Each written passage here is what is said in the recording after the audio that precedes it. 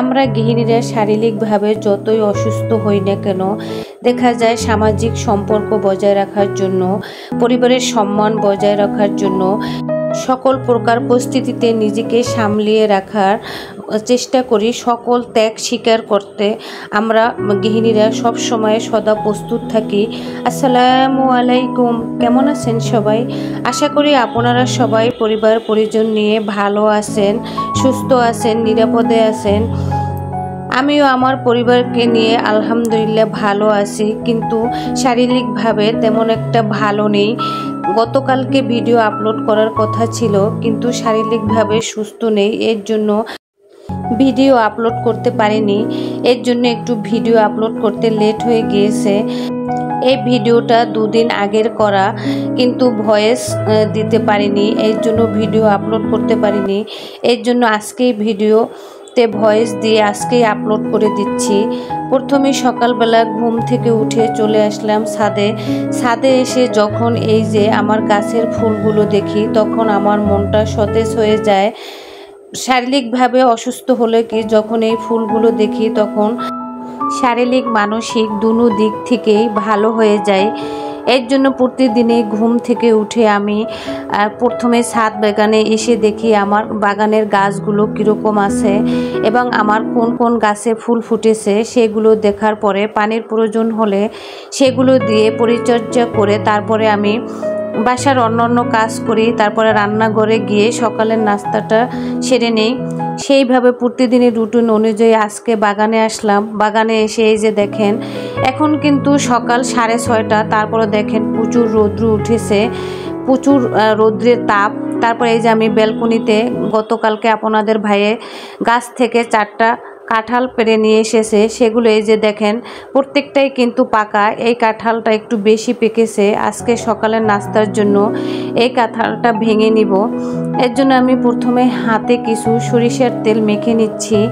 হাতের তেল না মাখলে দেখা যায় কাঁঠালের যে একটা আঠা আছে, ওই আঠাটা হাতে লাগলে সহজে উঠতে চায় না। এর জন্য আমি ছোটোবেলা থেকে আমার মাকে দেখেছি যে কাঁঠাল ভাঙার আগে হাতে তেল মেখে নিত। বিশেষ করে সরিষার তেলটাই আমার আম্মা মাখতো, এর জন্য আমিও সরিষার তেলটা মেখে নিয়েছি। আজকে আবার আমার বাসায় মেহমান আসবে, দাওয়াত আছে। ঈদের পরের দিন থেকে প্রচণ্ড গরম, এখনও গরমের তাপ কমেনি। ঈদের দিন থেকে বাড়তি যে রান্নাবাড়ি শুরু হয়েছে, আজও অবধি মাশাল্লাহ চলতেছে। আমাদের গৃহিণীদের দেখা যায় প্রতিদিন রান্নাবাড়ির কাজ তো থাকেই, মেহমান আসলে আরও বাড়তি রান্নাবাড়ি করতে হয়। সারা দিন আমাদের গরমের ভিতর দেখা যায় এই রান্নাঘরে থাকতে হয়। প্রচণ্ড গরমে রান্নাঘরে থাকতে থাকতে আমি শারীরিকভাবে অসুস্থ হয়ে পড়েছি। তারপরও দেখা যায় নিজের পারিবারিক সম্পর্ক বজায় রাখার জন্য, সামাজিক সম্পর্ক রক্ষা করার জন্য এই ঈদের সময় দেখা যায় মেহমান আসলে তো তাদের আপ্যায়ন করতেই হবে, সেটা তো আর বন্ধ করে রাখা যাবে না। আমি একজন গৃহিণী, আর একজন গৃহিণীরই কিন্তু সংসারের সকল রান্না বাড়ির কাজের দায়িত্ব কিন্তু একজন গৃহিণীর কাছেই থাকে। আমি যদি বসে থাকি এগুলো কে করবে? তার জন্য এই যে প্রফুল্ল মনে চলে আসলাম রান্নাঘরে এসে 3 চুলায় রান্না বসিয়ে দিয়েছি। রাইস কুকারে ভাত বসিয়ে দিয়েছি, আর এক রাইস কুকারে সেমাই রান্না করব 2-3 রকমের, এর জন্য দুধ বসিয়ে দিয়েছি। আবার এই যে ইলেকট্রিশিয়ান চুলায় আবার হাতে মাখিয়ে গরুর মাংস প্রেসার কুকারে বসিয়ে দিয়েছি। আজকে মেহমানদের জন্য যা কিছু আয়োজন করব, এর মাঝখান থেকে কিছু কিছু অংশ আপনাদের সাথে শেয়ার করব। আশা করি আপনাদের কাছে ভালো লাগবে, এর জন্য কিছু কিছু অংশ আপনাদের সাথে শেয়ার করতেছি। এখানে আমি আজকে মুরগির মাংস ঝাল ঝাল করে কষিয়ে রান্না করব, সেটাই আমি অফ ক্যামেরায় কিন্তু মশলাটা কষিয়ে নিয়েছি। এখন মুরগির মাংসটা দিয়ে নিচ্ছি। অন্যদিকে কিন্তু আমি ফিশ ফ্রাই করতেছি, সেটা আর আপনাদের সাথে শেয়ার করব না। আগেই তো বলেছি সব কিছু শেয়ার করা সম্ভব না, তাহলে দেখা যায় ভিডিওটি অনেক বড় হয়ে যাবে, আপনারা দেখতে বিরক্ত বোধ করবেন। এর জন্য অল্প অল্প কিছু অংশ আপনাদের সাথে ভিডিও আকারে শেয়ার করতেছি। এখানে মুরগির মাংসটা ভালোভাবে কষিয়ে তারপরে আমি মাংসটা ঝাল ঝাল করে রান্না করব। এইভাবেই আমি আজকে মাংসটা রান্না করব মেহমানদের জন্য।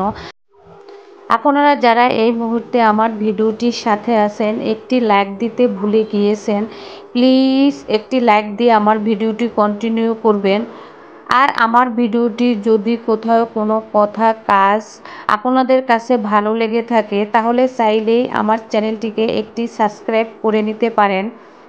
আর অবশ্যই পাশে থাকা বেল অপশনে প্রেস করে রাখবেন। আমি যখনই কোনো ভিডিও আপলোড করব আপনাদের কাছে নোটিফিকেশন আকারে পৌঁছে যাবে। আপনি সময় সুযোগ করে আমার ভিডিওটি দেখে নিতে পারবেন। আর যারা অলরেডি এই কাজটি করে নিয়েছেন তাদেরকে জানাই আমার তরফ থেকে অনেক অনেক শ্রদ্ধা, সম্মান, ভালোবাসা। তারপরে এই যে আমার পেরেস্তা ভাজা হয়ে গিয়েছে, এখন আমি এই পেরেস্তাগুলো পোলাওতে দিয়ে দিব।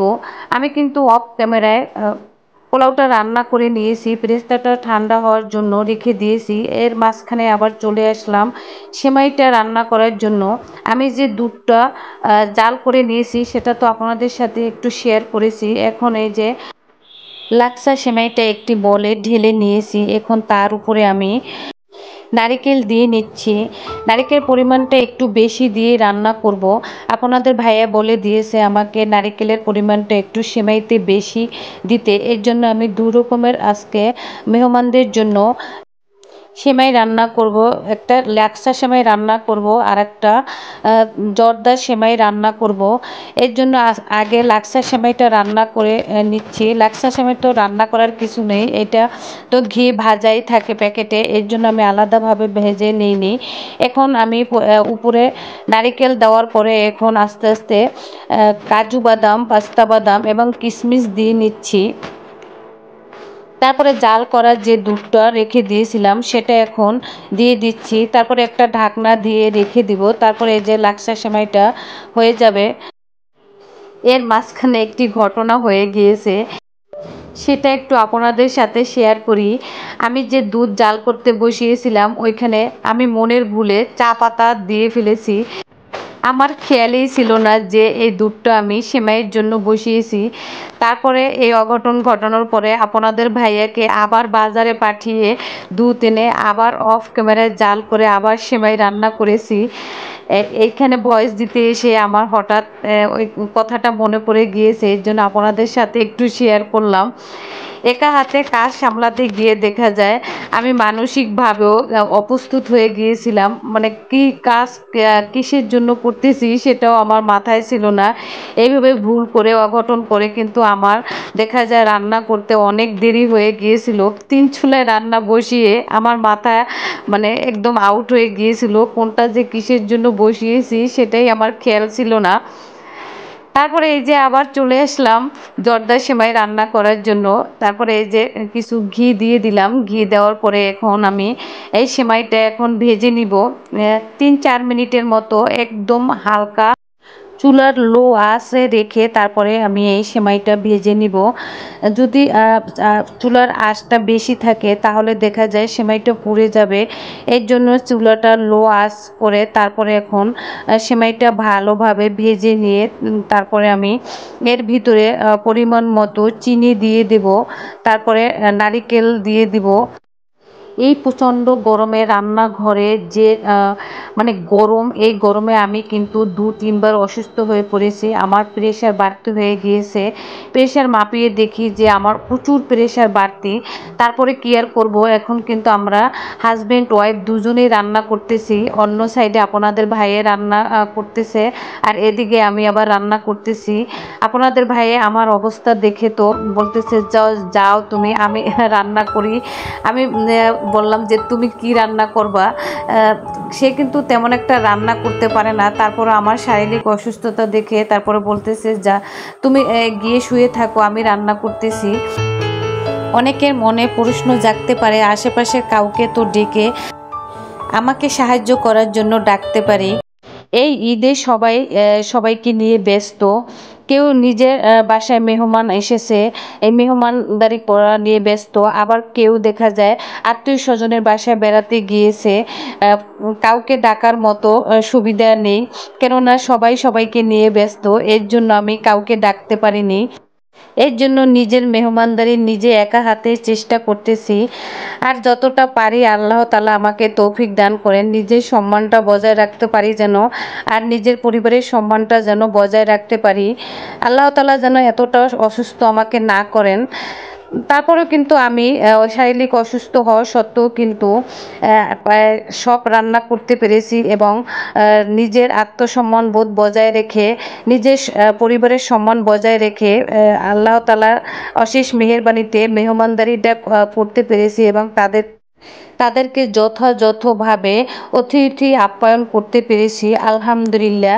তারপরে এই যে আমার জর্দার সেমাইটা প্রায় হয়ে গিয়েছে, এখন ভালোভাবে সব কিছু দিয়ে নাড়াচাড়া করে এইভাবে ৩-৪ মিনিট ঢাকনা দিয়ে ঢেকে রাখার পরে আমার জর্দার সেমাইটা রান্না করা হয়ে গিয়েছে।